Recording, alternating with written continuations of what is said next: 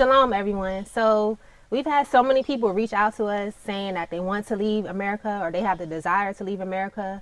So today we're going to be talking about the red flags and all the signs that you've been getting that it may be time to go.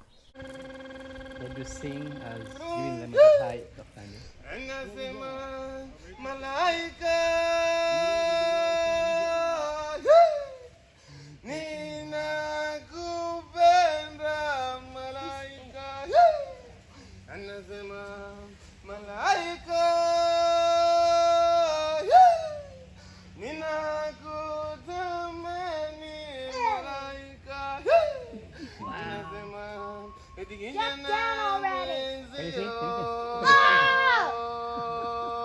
nashindwana malisina we ningekuoa malaika anasema jambo ngolo jambo bwana habari gani ngolo mzuri sana atiwa. What's going on, world? Welcome back to T3 and Me. It's your man Tim Ford Jr. here, and as you all saw in the introduction, I am here with my beautiful wife, Mrs. Siobhan Ford. Karibu, baby, welcome. Asante. Yes, welcome back to the camera. Welcome back. Welcome to all the subscribers. Welcome to all the new subscribers who's joined the journey. We appreciate all the love. We appreciate all the support that we've been getting. We appreciate all the prayers and the well wishes. We thank you guys for it. We don't take it lightly. And we're grateful for it. We're eternally grateful. We also, before we get into the video, we've had a lot of people ask us, do we offer consultations for people to get help to relocate and get over here to the continent of Africa? Yes, we offer those services as well if people are interested in getting a consultation. We have the link in the description box if you are interested and you want to get to help. So we can definitely help you out and serve you and answer all your questions that you need so you can get over here smoothly and safely. Caveat. Yeah. Do your own research as well. So Yes. The consultation will be in supplement to the research that you've already done. So I just want to say that I don't want people to think we're going to give you all the information. It's impossible to give you everything in an hour, but we're going to give you like the general specifics we have on the consultation, what we're going to be talking about. And like you said, if you have additional questions, send them to us and we'll go over that in the consultation, but also do your own research. Yes. So we've gotten so many emails, hundreds of emails now at this point, of people who, are inspired by our journey, who just are inspired in general. They've always felt the call, the longing, the desire to return back to the motherland, to our roots. A lot of people don't have an idea of where to start, or, they just kind of want some general advice, or they've been feeling signs, they've been getting dreams, they've been having just different things come up where they're like, like I want to go, but they're still like, it's like something that's just still like holding them back. So today we're going to talk about why you need to leave America and 7 signs that you've been getting that it's time for you to vamos, go. And talking about that, like when the people reach out to us and they say that they want to go and everything, it's usually like something like family. Maybe they're like, they don't want to come alone, or somebody in their family doesn't want to go to Africa or wherever, the Caribbean, or it's always like something. But my question to you guys is, why can't you? What's holding you back? Right. What's holding you back? And that's a legitimate question, because we too, encountered those thoughts, like, oh, like what about our family? Like, are we going to be able to see our family? Are we, we're going to a strange land. Is it safe? Like all these things. Yeah. And we literally had to, first of all, be obedient, because we were told to come over here to pave the way. So that's the first thing is, the obedience level. So like if you've been told specifically to come and you haven't come, then that's something I would say that's the first thing that needs to be addressed. Yeah. And then, those different emotions that we have, and that feeling of, oh, I'm gonna miss my family, oh, I'm gonna miss this and I'm gonna miss that, is just like your comfort. Mm-hmm. It's just your comfort zone, because it's what we're used to. Yeah. It's just trying to hold you where you're at so you won't grow. And one of the best things you can do is really get out of your comfort zone. Yeah. You have to be able to forcefully get yourself out of your comfort zone so you can grow properly. Mm-hmm. Yeah, in order to grow to who you need to be. Yeah, and it's like, have you had your Abraham moment? Because we all, at some point in time, started to rain. Of course. Maybe we should go to the patio. Yeah, y'all. Hold on, y'all. We gonna have to come right back because it's sprinkling now, of course. All right, we back, y'all. So, you know, a lot of us have not had our Abraham moment, and I feel like the Abraham moment comes to all of us, and it's a matter of if we heed the call or we don't. You know, even if it's a matter of moving from like your state, because sometimes the Most High will do it in stages. Like for me, it was like I didn't immediately jump from America to Africa. I went from from New York, and then I went to Nashville, and I was on my own for like 10 years. Yeah. And during that 10-year process, the Most High was honing me to be able to live on my own and to understand how to, you know, feed myself and clothe myself and take care of myself, so that I was able to make the leap to Africa. So, you know, you have to be obedient, because when you're disobedient, you can miss out on your blessing. So had I stayed in my comfort zone in New York and never went to Nashville, I wouldn't even be over here now. I wouldn't have met my husband. I wouldn't have had my children. I would have missed out on so many different blessings from being disobedient. So there's a blessing in obedience. Wow. It's funny you said that, because I had a similar moment before I moved to Nashville, because I had to leave my comfort zone in Memphis. And I went to college I think I went to Mississippi State. It was like maybe 3 hours, 3 hours away from my hometown. So that was a small stretch. I went there for like maybe a year, went back home for like 2 years, and came back and was like, God was like, now it's time to go to Nashville. And I was almost disobedient. But one thing that really pushed me and really got me out of my comfort zone is, it's really unfortunate, but my dad, what did he say? He said, I was telling him about, I may go to Nashville. It's time to do something new. I may try something different. I may get out the city. He was like, man, you ain't gonna do nothing. You're gonna be here just like me. He said that. And then that was all you needed. That's all you needed. Sometimes, hey, look, the naysayers, I'm telling you, like, listen, your naysayers will be your biggest blessings, because those people, like, you're going to prove somebody wrong. Like, you're talking this about me, you're saying this about me. Now I'm going to fix those things. Thank you for pointing out what I need to fix, but not in a constructive way. You were being evil or wicked in how you were in your delivery. But thank you for pointing that out, because now I'm going to make sure that I do this, and I'm going to make sure I overcome, and I'm going to make sure I work on these areas. So, man, listen, turn all your negatives into a blessing. Yep. You have to. And when they said that, it was, that's all I needed to go, and like, man, you know, it's time to go. Let me try. And like she said, I tried, I left, and now I got a wife, I got a family, I got a business, I got a platform that I've been blessed with that I knew I'd have one day, but I had to leave my comfort zone of home to come over here and get it built up with my family. Yes, son. It's raining. It's raining? Yeah, it is. It's okay, you strong. It's just water. It's just water. We doing the video. We doing video. But yeah, that helped me to get to a space where I had to, if I hadn't left and went to Nashville, I wouldn't have got my family, and I wouldn't have had the guts to go to Africa. Because like when or Pastor Darby either. Because Pastor Darby. Of our location. Look, location is everything too. There's a reason why the Most High tells you to move to a specific area. It's not just a coincidence, like just some random act. There's nothing is a coincidence in this world. Everything is by divine order. The Most High knows the end from the beginning from the end. He's always been. He was not created. He just is. So he knows everything. So a location is very important. Had we not been in Nashville, we wouldn't have been able to drive up to Louisville, Kentucky, to Pastor Darby's church, for him to really put that anointing on us and really like work with us and get us to where we needed to be in order to do our mission and to fulfill our purpose on this earth. He was definitely a pivotal role in our awakening. So we used to drive many of y'all don't know this, even if y'all don't know who Pastor Darby is, he's one of the he has a ministry here on YouTube where we found him on YouTube one day, and we were on our journey of getting our lives together and trying to figure out what we're going to do together. We ended up coming across some of his videos, and we watched his videos for a few months.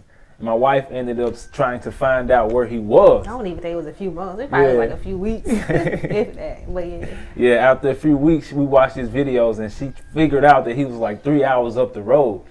And man, it was like at first I was sort of hesitant, not gonna lie. I was like, man, I'm not about to drive to church. I'm not about to drive to church 3 hours. We can just find a church in the city. where it was a no famine of the word. man, no anointing, no word being put forth, no accountability. No Rhema word, that Rhema word, like that right now word is so important. Yeah, and he was bringing that, so we decided to drive from Nashville all the way to Louisville, Kentucky for like a year and a half, almost 2 years before we got married. We actually got married and everything because like that was a integral point of our marriage and us realizing the importance of what we were doing, why we were brought together. Everything started to make sense when we got to that point. And it was still like, we still had to go and get out of our comfort zone and do it. Like we had to drive 3 hours there and 3 hours back every Sunday. People thought marriage counseling and everything. People thought we were crazy. Like, why y'all driving to church y'all do that every Sunday? What's wrong with y'all? But now look, we've been blessed by being obedient in that season. At the time we didn't understand, but now we seeing the fruits of it now. Like, it's been a blessing to be able to, it was a sacrifice. We sacrificed a lot to get that done, but it paid off. It's paying off. Yeah. There was a phrase that they used to say at Fist all the time. Don't get mad at me, y'all, but the phrase is, excuses are tools of the incompetent that build bridges to nowhere.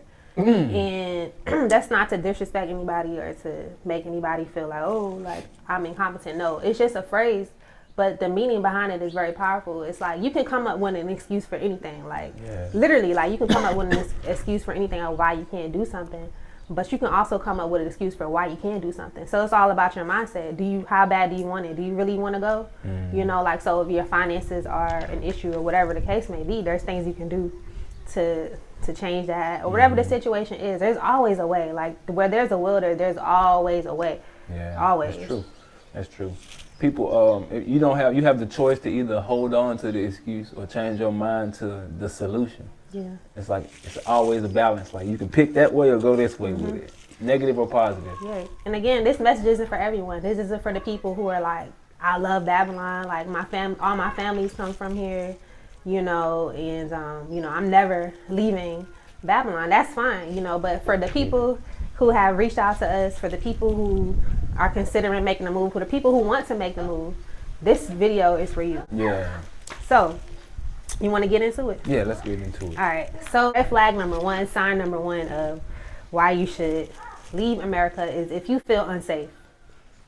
If you feel unsafe in America, if you feel like anytime you leave your house, you are subject to being killed by the police. You're subject to being harassed by the police, raped, tortured, humiliated, whatever, anything by the police. Not even just the police. Yeah, not even just the police. Yeah. Some of the citizens. The citizens of the lighter complexion. Yeah. And we can't even just say that too, though. Some of our people that's messed up. Too, running around in Chicago, especially shooting up everybody. Different hoods, people messed up in the head. So you have to be diligent of everyone that you're around these days, man. Jab got people gone. Yeah, some of them ain't right in the head. Yeah. If you feel like you can't be anywhere, I know there's some people, man, walking on pins and needles everywhere. When you have to have a gun in your purse everywhere you go, like that's a clear red flag and indication that you're not safe where you are. You need to relocate. Yeah. I had to walk around with a gun in my purse. Like, I'm not someone who enjoys guns or, I knew how to use it. I was going to protect myself if the time came. But, it got to the point where I wouldn't even feel comfortable leaving a Walmart at nighttime by myself, because of all of the sex trafficking that's going on. And people are, targeting individuals, especially women and children. And now the new thing is they're putting what are those things called? The little zip ties. They're putting zip ties on people's car doors to mark them as a potential person that they're going to kidnap and sell them into sex trafficking. And I know some people think, oh, that's a conspiracy theory. It's not a conspiracy theory. Like, there have been documentaries on BBC, on all these different credible news stations that you guys feel like are credible. I don't feel like some of them are credible, but they do come out with truth. They do come out with truth here and there. And they've done so many documentaries on people who've been victims of sex trafficking, people who've survived, and they're telling their story. And even when I was in Nashville, I've been propositioned by crazy people to get into those sorts of activities. So, it's definitely people. Sex is the oldest trade in the world. Women and men have always sold themselves. So, yeah. it's definitely going on, and it's getting worse now as the times go on. Yeah. So if you feel unsafe, that's definitely a red flag. That means, like, you know, it's time for you to reconsider things and think about going in another direction. Because your safety is the number one thing that you need. We can't be in survival mode our entire lives. Since we're here, got to show y'all some of the products real quick. This are natural body ready. Natural body. Yeah, natural product. Natural body. Yeah. Natural body. Yeah. Yeah. Come closer. Come. Busy beachy. Yeah, the rain stopped, so we was able to get back into the light and, you know, get back to the video. But yes, we're not supposed to live in survival mode, y'all. You know, we've been unfortunately put into the situation of living in survival mode for the majority of our existence in that land. So, you know, just take heed to the fact that we're not supposed to be living like that. There's another way that we can live. There's a whole world out there with different societies that operate differently from what we're accustomed to. You just have to free your mind. Yeah. Yeah. And it's a tactic of the enemy to steal our joy and to thwart us from our mission and to delay us. And so when we become cognizant of this, we can understand, like, a lot of these, like, feelings of, like, discomfort, and, like, we have to overcome our flesh. Like, we can't always let our flesh dictate our moves, you know, because you're always going to feel trepidation. You're always going to feel fearful to an extent, not having the spirit of fear, but you're always going to have fear of the unknown. You know, but you have to overcome that, because on the other side, as Tim always says, on the other side of your comfort zone is your true self, is your true purpose. So once you overcome that, like, the sky's the limit. Like, that's the biggest hurdle, is getting over your own fears, your own self-doubts, your own feelings of failure, your own feelings of, you know, am I going to be good enough? Am I going to thrive? You have to literally talk like, even Paul says in the scrolls, he says, I think myself happy. Like, you have to think, you have to talk to yourself, positive affirmations. I can do this. I'm bold. I'm an overcomer.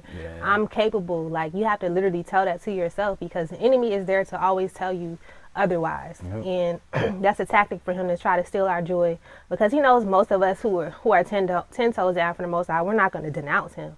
But what he can do is try to delay us, or try to distract us, or try to keep us at a certain level and keep us from progressing and getting into our true purpose, and to get us from prevent us from really, like, building the kingdom like we should be, because we see that their kingdom is falling, and that only means the rise of us, you know. So that's what we all are supposed to be doing, is building this kingdom.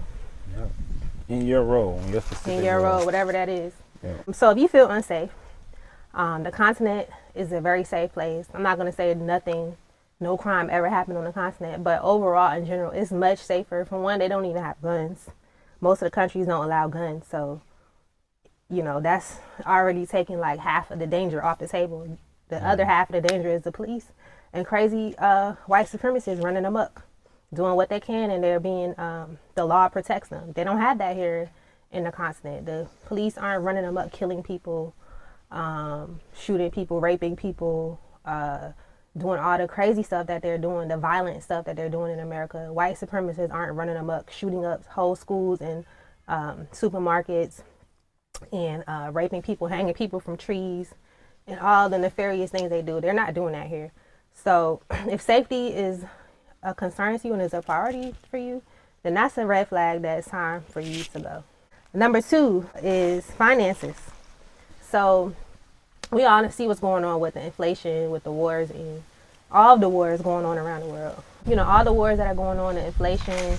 We see the rise of a new reserve currency with the BRICS nations.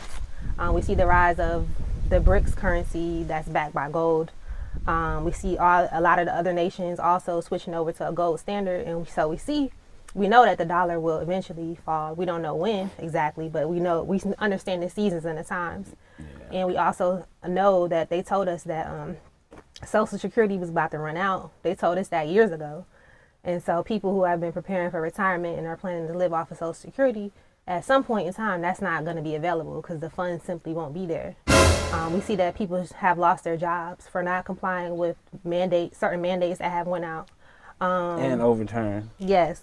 We see people getting their bank accounts frozen with ye Alex Jones having to pay all this money. Whether you agree with them or not, what they're saying, either way, it's the concept of freedom of speech. If they're not hurting anyone, then we see all this stuff going on. So we understand that the financial system is on the decline there. And so if finances are an issue for you, if you want to live somewhere where your dollar can work for you in a much more effective way, if you want your dollar to go like where you can, pay rent, here people pay anywhere from like $250 to where we are at. We don't even pay $400 a month for rent for a beautiful house with a yard, an enclosed compound, a gate, security, all that stuff. It's like we're not even paying $400. That's unheard of. You can't get that nowhere in America. Nowhere. The cost of living is so much cheaper here. Your dollar goes a long way. So a lot of people are struggling with finances there. A lot of people have become homeless. A lot of people have had to move in with family members and relatives to simply pay their rent because rent is increasing, but the minimum wage has pretty much stayed the same, or it's not comparative to the price of the inflation prices. So you're not getting more money, but you're having to pay more for goods and services and everything like that. So if that is a concern for you, which I'm sure it is, then that's another reason, another red flag or another sign that it's time to go. Yep. You want to add anything? Oh, you took it all. Yeah, so like in Africa, you can travel, you can eat, you can live good, you can live high off the hog in Africa. And you can't do that in America. Like, it's simply impossible with the prices of everything. And it's by design. It's by design. The third red flag that you should be on the lookout for is, we know that it's sort of, it's possible, but there's a lot of hurdles and a lot of difficulties that comes with building generational wealth in that environment, in that society. There's things in place that really hinder us strategically, and they were purposely put in place to stop us from obtaining wealth. And there are certain things in place that we unfortunately have to deal with that really steal our ideas, steal our assets, steal whatever we really put into the system. At some point, it ends up taking it from you. We've seen it happen countless times to countless so-called entertainers who got to a point in their careers where they were so big and so major, and then they snatched the rug and pulled everything from under them, whether it's taxes, whether it's allegations from women, whether it's anything. They find something to get you with so they can get all their stuff back. So, we've seen it happen countless times how difficult it is to build generational wealth. And over here, man, I see there's men walking around with cows, man, like hundreds of cows, herding hundreds of cows across the field, and all of them belongs to him and his family.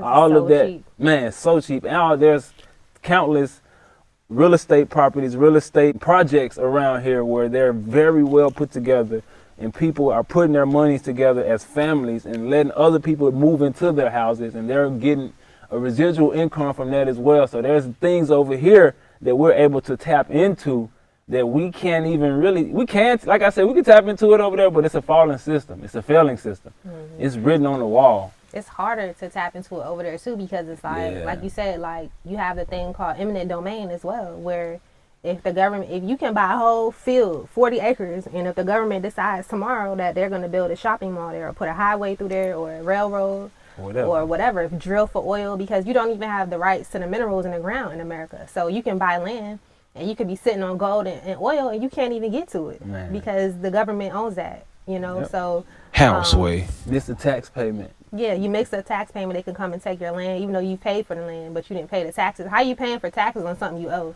It's theft. It's theft. It's a thievery system. Yeah. It's usury. It's all the stuff that the Bible talks about. It's anti-biblical. And also, like you said, like all the times that we try to build generational wealth, when we get to the height of the society, they come and they bomb it. Like with Black Wall Street, they came. We even had an airport. We had airplanes, we had hospitals, we had everything we needed for a society to run itself. And they were so jealous, they made up a lie and came and killed and burnt up everything and destroyed it all. Not just came in, they sent the army. Yeah. I mean, not the army, the Air Force. Yeah. The Air Force. And another one was in Philadelphia when the Philadelphia police dropped a whole bomb on 3 blocks and killed people, children. Yeah. Killed children, you know, and Because they wanted to provide for themselves and generate generational wealth. Yeah, because they were opposing the system. They got bombs dropped on them, you know. So, you know, there's so many instances. We'll be sitting here all day. We go through all the times that we have tried to build generational wealth, and now the cost of land is so expensive. I mean, you can get land here. You can get an acre of land here for like $200-300. The cheapest I've seen, probably cheaper if you go deeper into the country. But you can get land for less than $1,000 here, an acre. You can't get that in America. You paying thousands of dollars for one small piece of land that you don't even own the mineral rights to. And then, unfortunately, we can't even, many of us can, but a lot of us can't even reference someone in our family that owns land. It's like, if you think about it, sit down and think about it for a second. You really can't think of a great aunt, great uncle, cousin, somebody that really owns land in your family. That's really like sort of taboo in our community for some reason right now. But it was strategically done, and we have to come over here to break that type of mindset. Like we've come over here, we've actually been in a position where we own land now. Like I'm talking to my aunts and uncles, and they're like, dang, you actually own land. They can't even think of nobody that own land in our family. So it's like, these are the things that you can do over here. You can really break a generational curse. I didn't think that was something major. You know what I'm saying? I knew having land was nice. I knew having land was, you know, okay, you got land, but to know it and to really have the rights to a space that the Most High has blessed you with, and know that whatever you put your hands to, whatever you do with that, He will replenish you with that. It's bigger than just having a piece of paper in a square space or something. It's way bigger than that. Once you actually have that possession, you have it, you feel empowered. Like, you know, like, I can do whatever I need to do. I don't need nobody else. Exactly. You become self-sustainable. You become outside of their system. You're no longer at the whims of their system. And I keep talking about this, but the mark of the beast is a financial system. Even in the scriptures, it talks about how you won't be able to buy or sell. Buy or selling is linked to finances. So when you get outside of their system, when you own land, it doesn't matter if you can buy or sell with them, because guess what? You have everything you need on your land. Your land provides you water because there's water underneath the earth. You have trees for food, shrubs for food. You can plant and grow your own food. You can use the trees to build your own shelter. You can use different leaves and stuff to make clothes. And you have everything you need. All you need is a piece of land. And this is why they kept us from this, because they understood that they were trying to enact this system of control. So if you don't have land, if you don't have a way to feed yourself, if you don't have shelter, if you don't have a way to clothe yourself, you're going to be subject to their system. You're going to have to do whatever it is they say, whatever mandate, whatever it is they come up with. You're going to have to do that. And so it's imperative that we get outside, come out of that system completely in all ways. And not only just with the land, you know, also with, like you mentioned earlier, the animals as well, with the cows and the goats and the sheep. That's also generational wealth, and you can buy animals here for cheap, couple $100s or less. Man, I mean, you can get a chicken for like $4. You know, you can get a goat for like $30, cows maybe like $100 or $200. It's very cheap here, you know, to acquire generational wealth, and nobody's coming over your corner. If anything, they're coming over your corner to say hello. Do you want some bananas or something? What's can up? I trade? You from America? Yeah. Like, I never met an African American. Yeah. You know, or can they get a job? Can they work? You know. So yeah, generational wealth. Like, if you want to build generational wealth and you understand that we cannot build generational wealth in Babylon, then that's another red flag and sign that you need to go.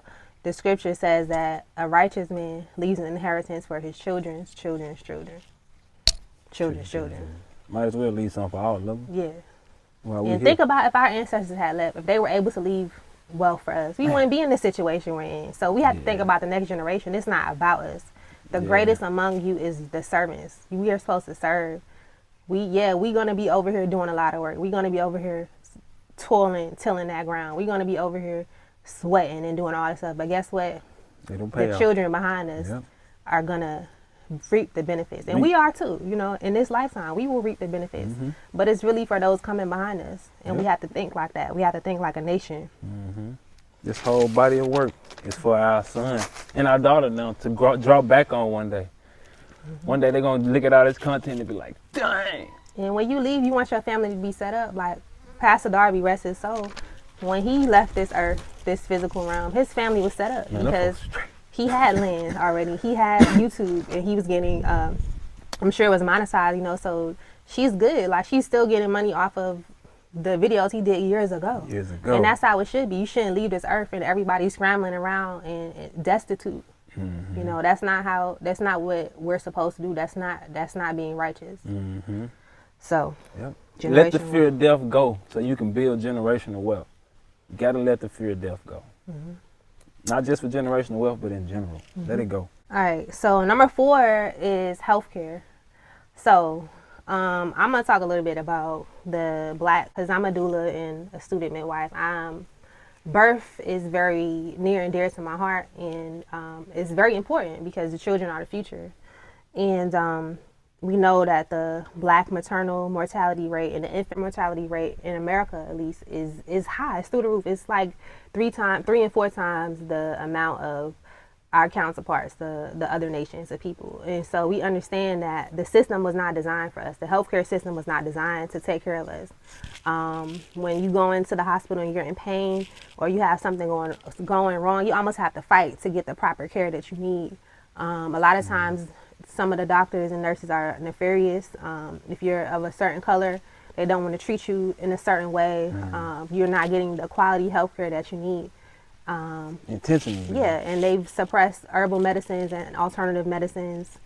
They've demonized them and all these different things. And so if you're someone who is concerned about your health and the quality of the healthcare in America, and if you're not of a certain hue of skin, you're not going to be getting the first class healthcare that everyone talks about. Oh, America has the best healthcare system. I would disagree with that, but I will say that for certain groups of people, they probably are getting better healthcare than others. Exactly. Yeah. So if you are concerned about your health, if you're concerned about the healthcare system and how they're basically leading us, you go into that hospital, a lot of times you might not even make it out of there. You know, antibiotic resistant bacteria that you get from hospitals, from surgeries, are on the rise. They can't even cure these with any of the antibiotics they have, and a lot of people are dying. They don't talk about this. It's a public health crisis going on right now. So if you're concerned about your health, it's a sign that you need to leave, because the healthcare system in Africa is completely different. Even when I had, and I talked about this on another video, when I had Naya, my OBGYN, she was so very like natural based, like very herb based. Like, you know, when I would, she did my blood work and it came up that I had lower iron. She was telling me different plants to eat. She was telling me to go get some sweet potato leaves and some other plants and eat that to bring up my iron. She wasn't like, oh, go take this iron supplement that's, you know, chemical iron to increase your iron levels. And when I was asking her about the epidural, she was like, no, like, eat some dates and you're going to have the baby naturally without no epidural.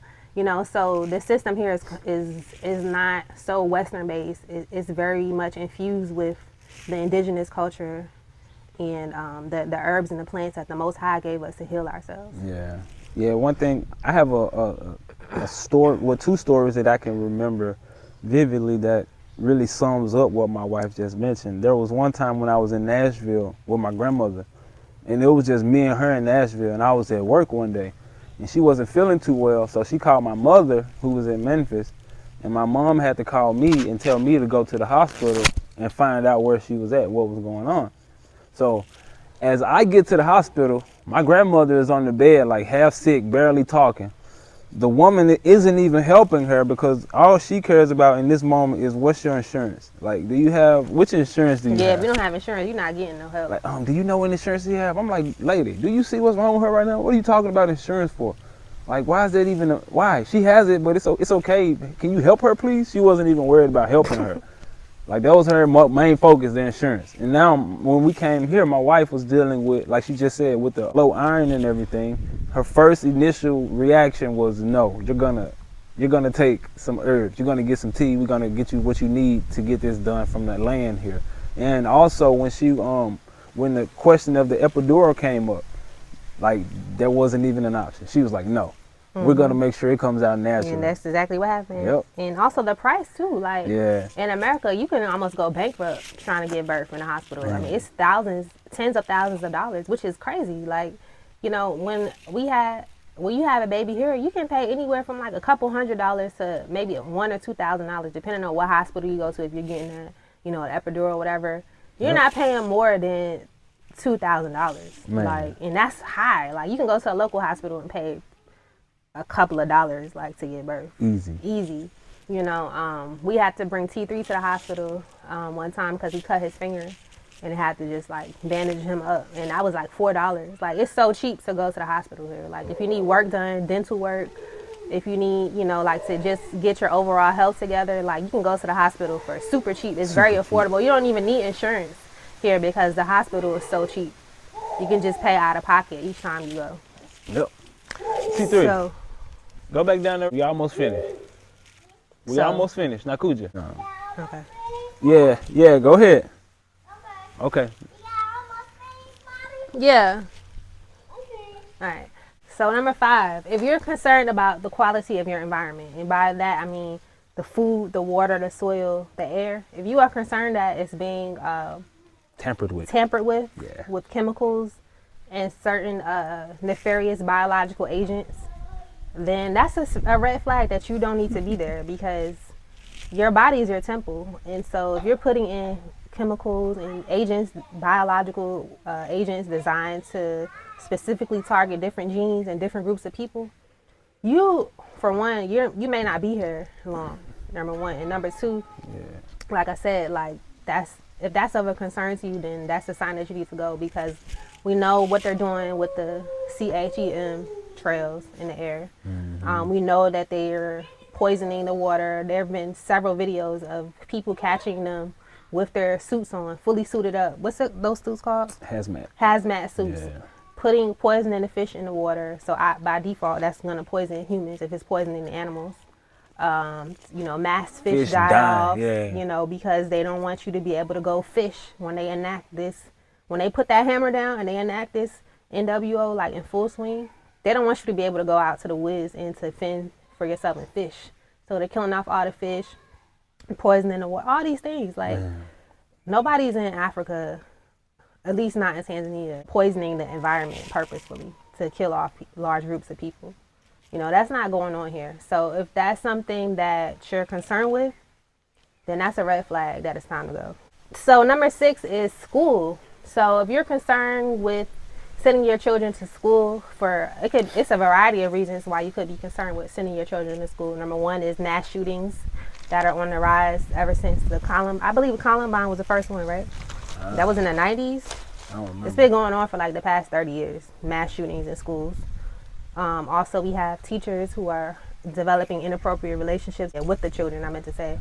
They are, you know, whether it's sexual, whether it's abuse, hitting them when they're not supposed to, or tampering with their mental health, telling them things that aren't conducive for them to develop into a positive, productive individual, you know, killing their dreams.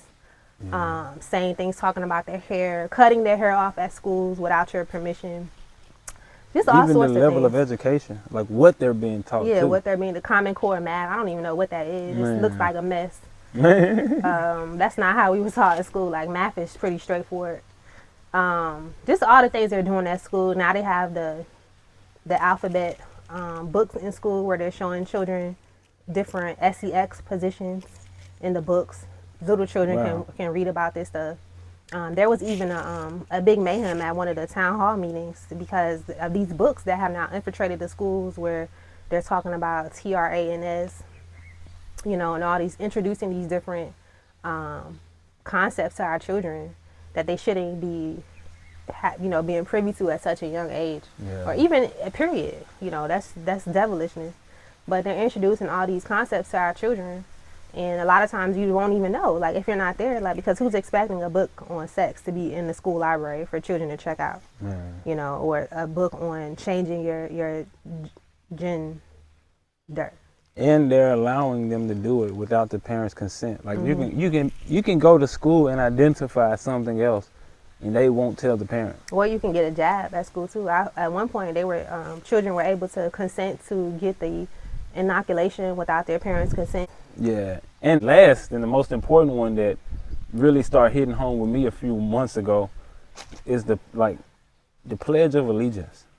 They still do that? I don't know. I'm sure they wouldn't stop. But Right. just think about, standing there every morning. We know the power of affirmations. We know the power of, our words, us speaking life, us speaking things over ourselves. And also, you can speak curses and death too. You can speak curses and death too. Just think about how many years we said that ourselves. We stood up for at least 12 years straight saying that over ourselves. And now to put your child in that same position, that same situation, to speak that over themselves for that long amount of time, come on now. We have to do better. We have to do better. Look at the root of what that Pledge of Allegiance really stands for. We talk about the power of affirmation. My wife even just spoke about it. We know the power and importance of affirmation. And I know I didn't think about that as an affirmation as well. And now this is probably being introduced to somebody right now. So yes, think about how we programmed ourselves to really oh man, I have to stay here. Oh, I love this place. Oh man, we spoke it over ourselves for a long time. I pledge allegiance to this flag. We said that. And if you haven't undid that, Yeah. you should go back and be like, I don't undo all that stuff. Yeah, I speak don't that. pledge allegiance. Yeah, Yeah. undo that, because your words are very powerful. And what was I about to say? Dang, Come back. hold on.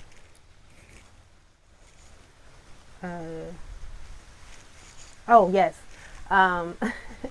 So in the scrolls in our book, it talks about how people have always tried to historically curse us as a nation, and they were unable to. Yeah. There was a guy, a prophet of Hasatan, who came about and Preach, was sister. like, he wanted to curse. Somebody wanted him to curse Israel, and he was like, I tried. I can't curse them. The only way we can curse them is if they curse themselves. And so the only way we can be cursed is if we continue to curse ourselves and we continue to not undo the things that were done to us. So when we know better, we do better. We said the Pledge of Allegiance out of ignorance. We didn't understand what we were doing. Yeah. But now that we're wiser and we're awakened, we understand that we have the power to come out of that system and to undo that and to break those generational ties and bonds that we have with the system of Babylon in all ways. Always. Amen. And I guess on that topic too, we can go ahead and throw in entertainment as well, because Entertainment distraction. entertainment, if entertainment, the quality of the entertainment, if everything being about sex, drugs, money, and violence is something that eats away at you, that grinds your gears, that's another red flag that you need to go. I don't see billboards of women with sexy clothes on in Tanzania twerking in every video, trying to shoot up everybody, promoting promethazine and lean and all these drugs. They don't have that. They have wholesome music, nice music you can dance to. They may have a love song, saying, you want some sugar or something like that, but it's not nowhere near how it is in Babylon. Yeah. And the children, when they're watching different YouTube, a witch or somebody, I seen where a man jumped out on a commercial with high heels on. And it only takes a second for something to be embedded in your child's memory. Why? Why? It's the wickedness. Yeah, So, 1 second. Yeah. So if you're concerned about the quality of entertainment that your children are being privy to, and it's not even you could shelter your children. You could be like, you only can watch this. When they go on the outside world, they're going to see people walking around with their butts hanging out, the billboards, the music. They're gonna be there by default. They're going to at some point consume it. Yeah. And then we have to know that entertainment, it's a tool that's used against us over there. It's like something that dociles us down and really keeps us stagnant in our growth and in our purpose and away from our purpose. We're being entertained just to sit there and just be lullabied and rocked to sleep. There's no, I mean this in the nicest way possible, bro. Because I used to be a football player. I used to be a fan. I used to be a man that used to always be into all that type of stuff. But now that I'm a 28-year-old man, now that I know what I know, there's no reason I should be sitting around going crazy about a team. Especially when we know the origins of it. Especially when we know the origins of what's going on. We get back to it. You know what I'm saying? There's no reason we should be going crazy about a group of individuals just running to each other and hurting themselves. Getting concussions, messing themselves up, messing their families up, being used as just really modern day slave. modern day slaves just to run around and, you know, play those games. So we have to understand this is distracting us and keeping us away from our true purpose. And most of the wealth, most of the generational wealth that's accumulated is not within those fields, not within those sectors.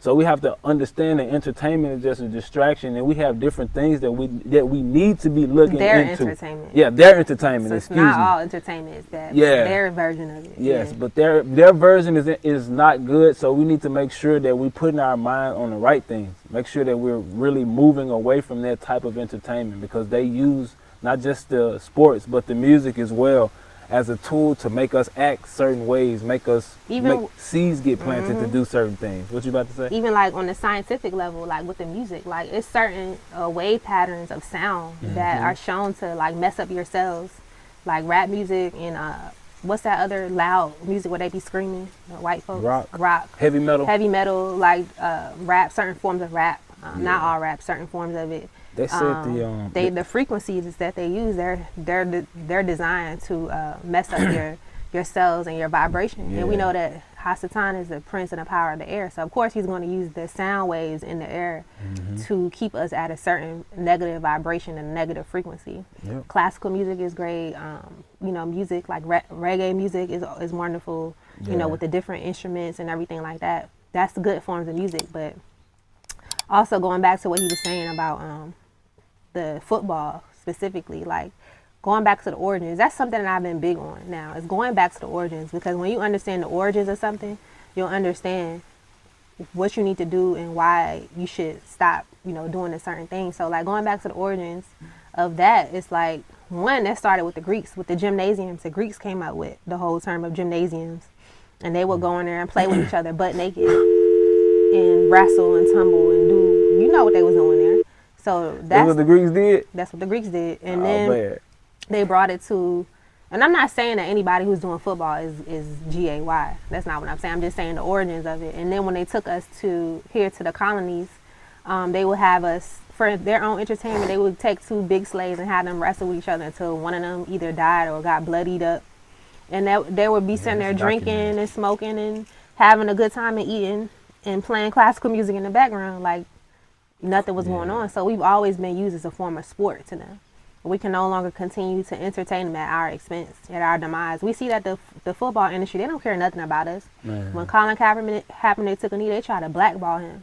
When others when others came behind him, they said no, like they don't give a crap about us, and people are still going to the game, still supporting them, still, and it's just like this is crazy. Like y'all don't see, like this is pure. You're supporting your own demise. Yeah.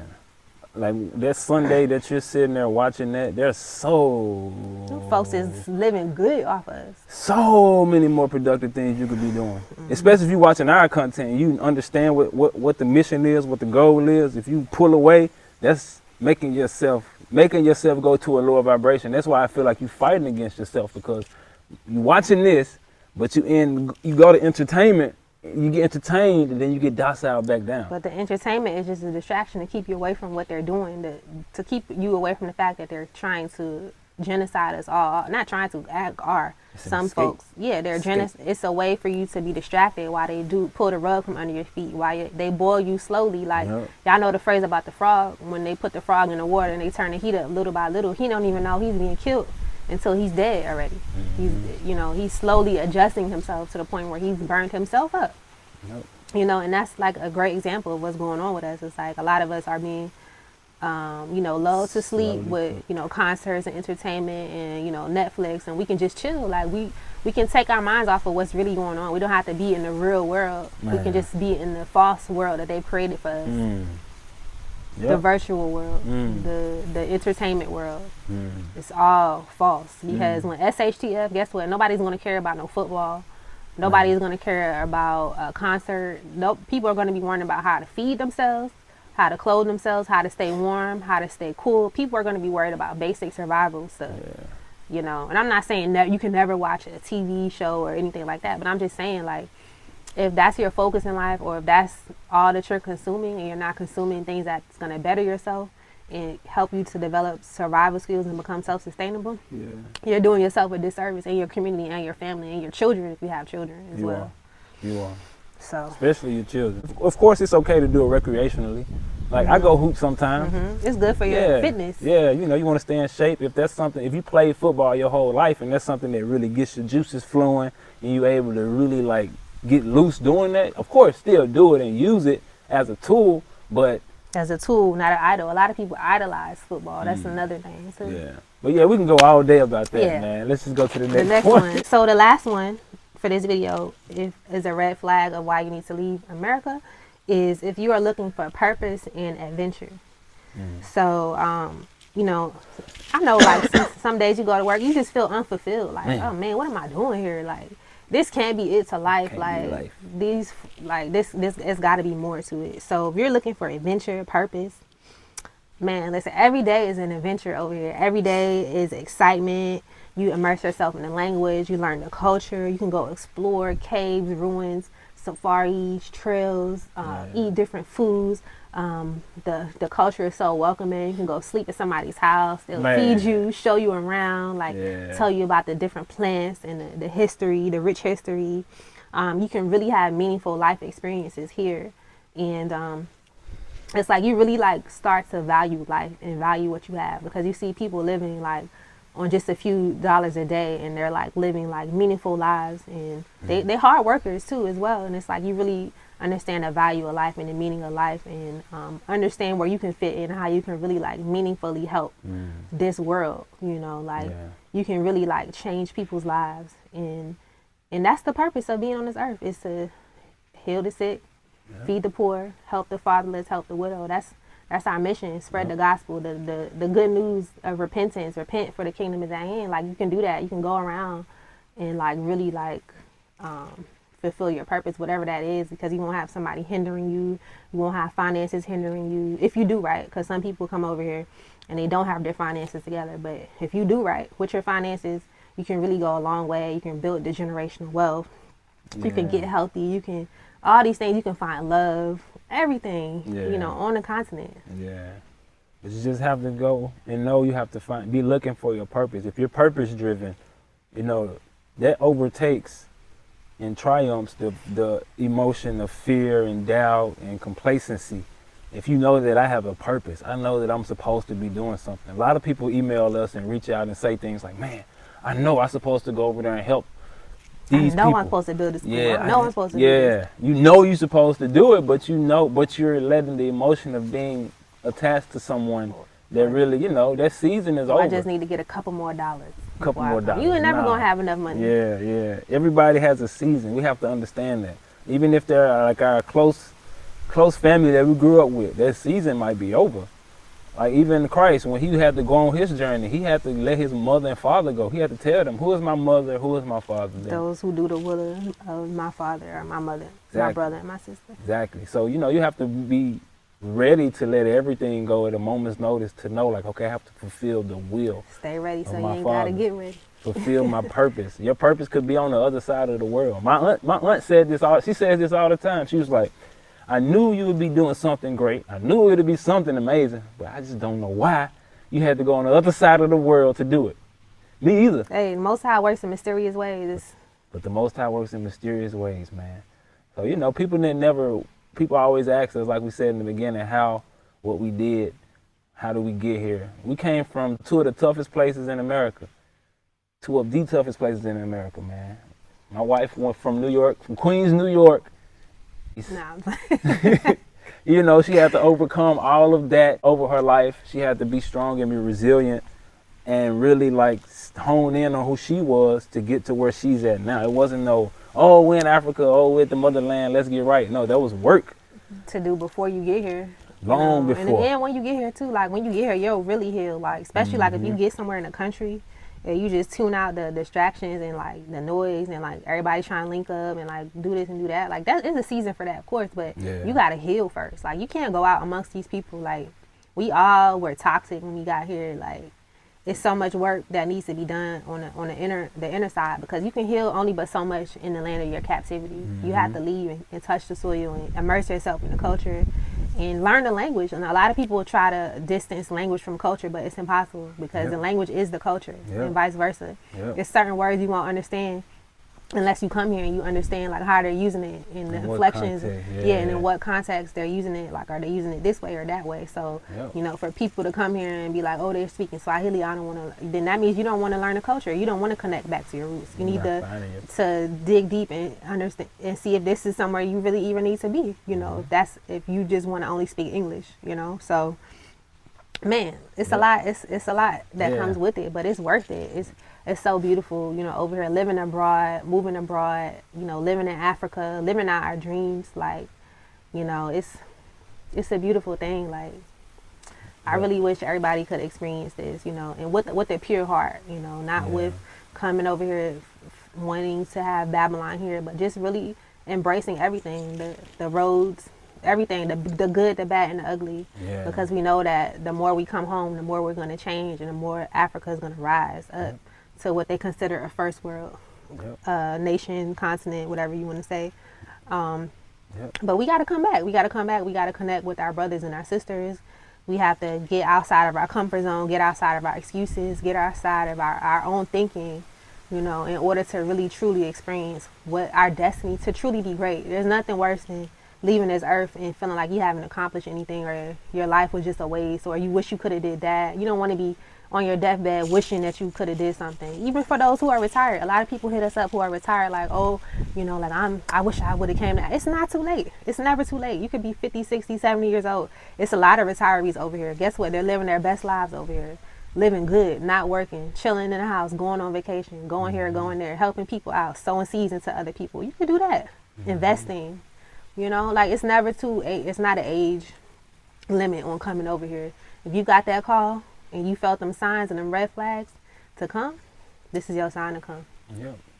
All the way from Queens, New York, like I said, she was able to overcome everything that she had to go through to get to this point. And, you know, there's a lot that goes on in America that a lot of people are afraid to talk about in different cities. Like, there's a lot of things that we had to endure as people that a lot of our people try and sweep under the rug and act like, oh, it never happened. Oh, it don't happen in our communities. Oh, that's not an effect of us being in this society. But we can't, in order for us to really reach that heightened level of consciousness, the level of understanding that we want, the level of healing that we want, you have to leave where you're being captive at. You have to escape. You have to have your Abraham moment. It's imperative. If you want to grow, you have to have that Abraham moment. Period. There's no way around it. Man, you have to escape, because if you don't, you will drive yourself crazy. You will drive yourself crazy in that box, in that cage, and you will not get to a point where you're walking in your purpose. Some people get a glimpse of their purpose in their society. Some people reach the point, there's some older people, they've gotten to a level where, you know, you got enough money.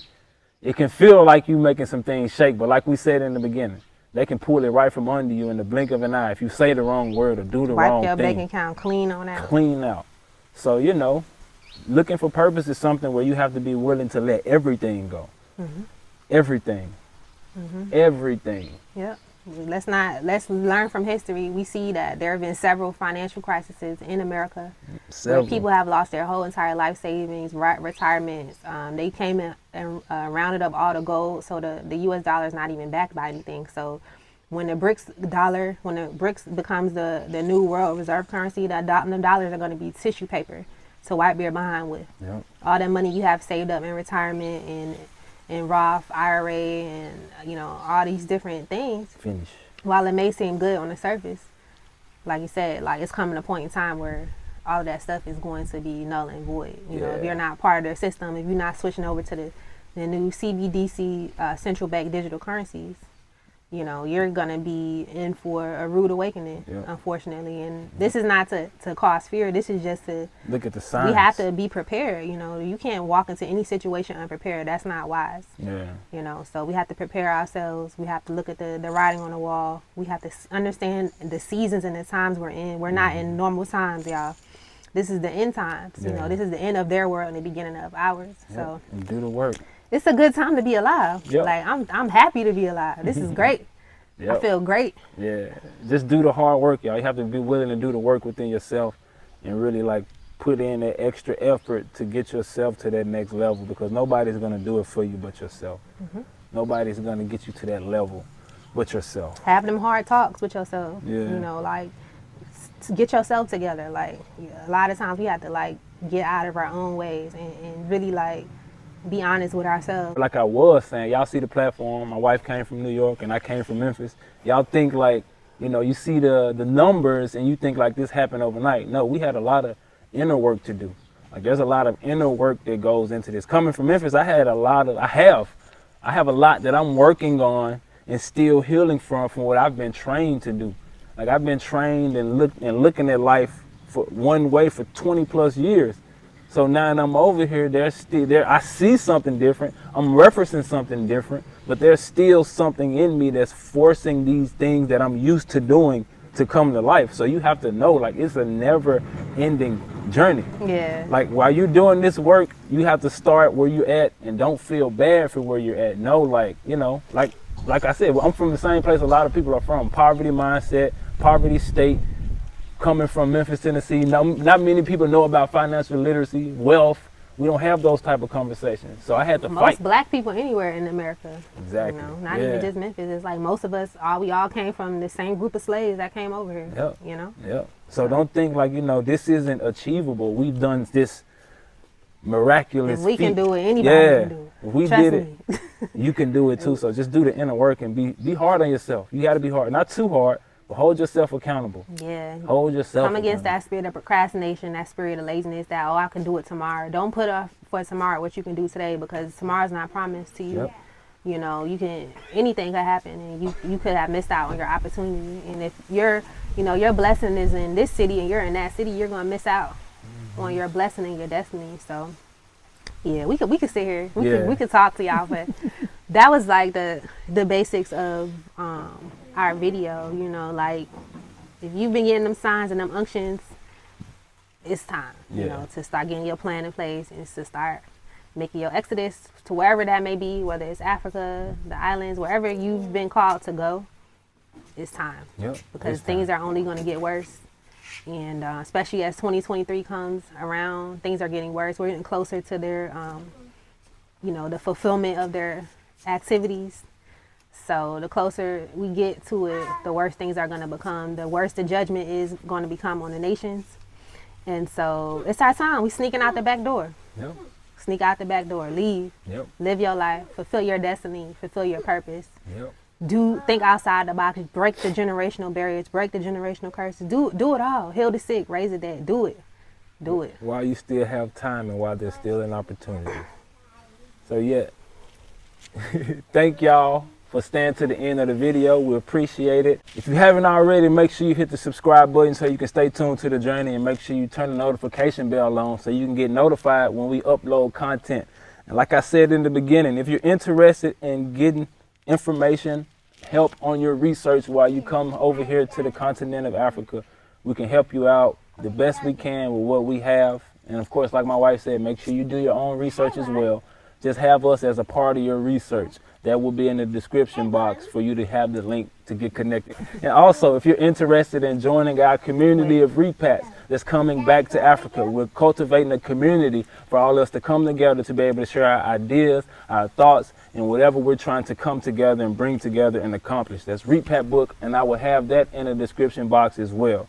And if you're interested in advertising on T3andMe, we have those tiers in the description box, so you can have a slot to showcase your talents or your business on here as well. So would you like to add anything else, baby? Yes, if you need a clinical herbal consultation, if you are suffering from a chronic ailment, a disease, or you simply want to get healthy, you can book a consultation with me. So it's in the link in the description box, in the link tree link. You can book a herbal consultation with me.